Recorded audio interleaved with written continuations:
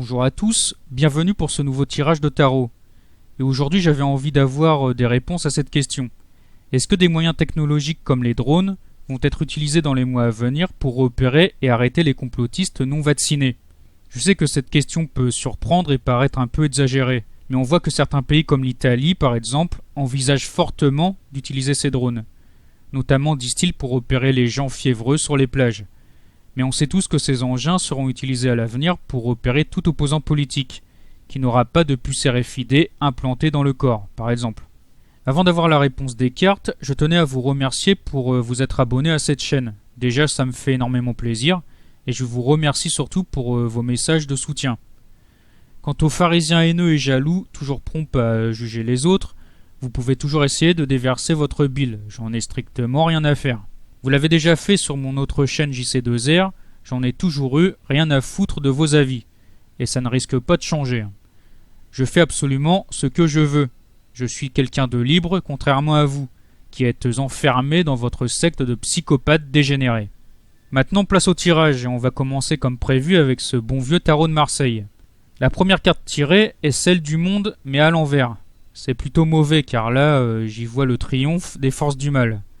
Donc la dictature va se renforcer dans les mois à venir, et les technologies comme les drones pourraient bien être utilisées pour renforcer l'emprise du pouvoir démoniaque sur le peuple, du moins sur les individus qui vivent dans la peur, la soumission, ou qui aiment tout simplement ce système maléfique.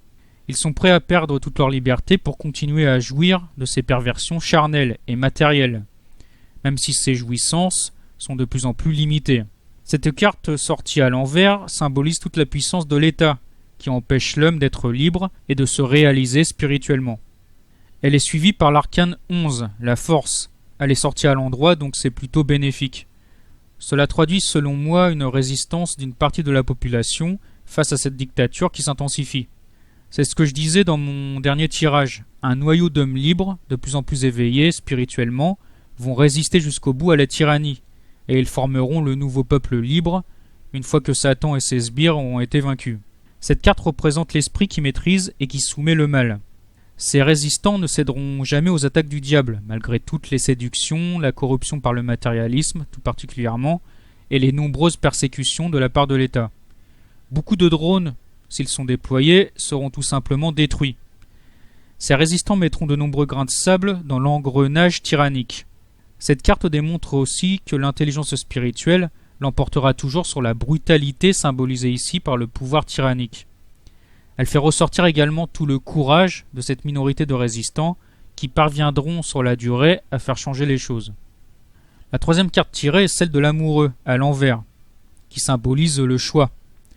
Les gens auront tout simplement un choix à faire entre accepter de se soumettre à un pouvoir de plus en plus totalitaire ou de refuser en entrant en résistance.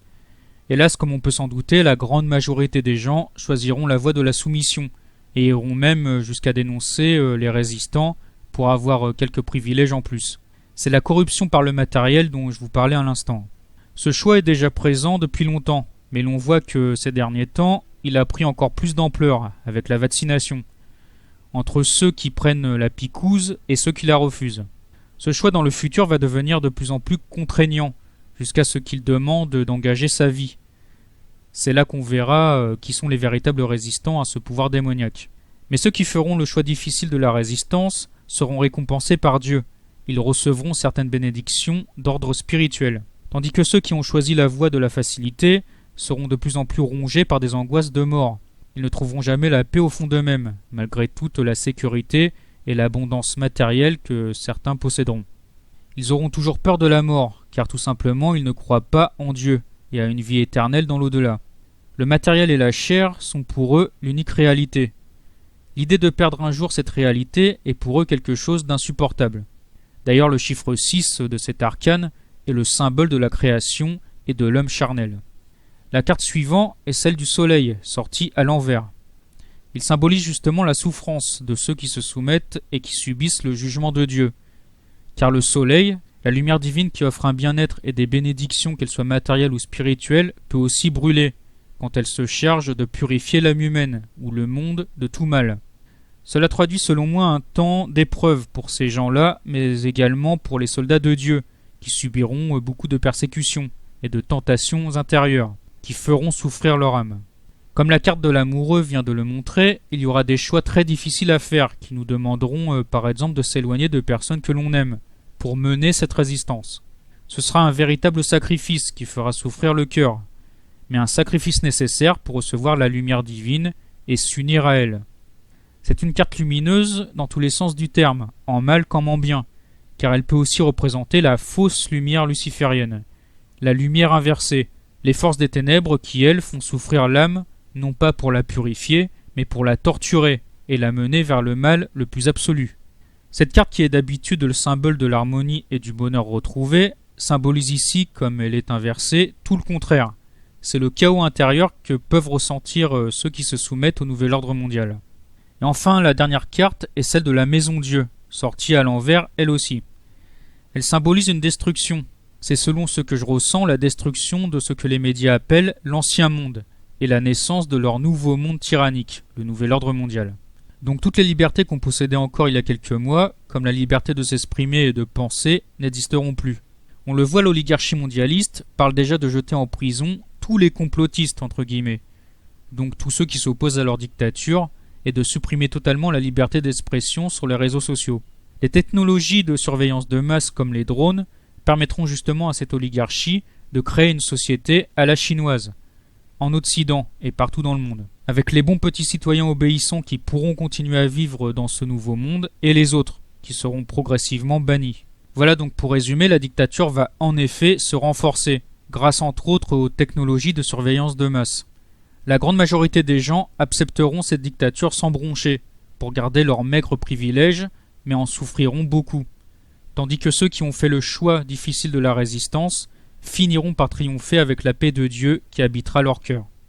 Voyons maintenant si l'oracle de Lana apporte quelques précisions à tout ce qui vient d'être dit. La première carte sortie est la carte rivale, qui, comme son nom l'indique, décrit une bataille entre les soumis au système et les rebelles d'une part, entre les non-vaccinés et vaccinés par exemple, bien pensants et complotistes entre guillemets. Ces oppositions déjà existantes vont s'accentuer dans les mois à venir. Et d'autre part, cette carte indique une guerre entre guillemets entre les résistants à la tyrannie et l'oligarchie mondialiste, qui mettra tous les moyens en place, comme des drones, pour les traquer. Donc ça promet. Mais s'il y a rivalité, ça veut dire que les résistants ne seront pas écrasés, loin de là, et qu'ils feront mal à cette dictature en détruisant ses outils, comme les fameux drones. C'est ce que je vous disais plus tôt avec le tarot. La seconde carte tirée est celle de l'aide. Ça me fait penser directement à la main de Dieu qui interviendra pour secourir ceux qui choisissent le camp du bien.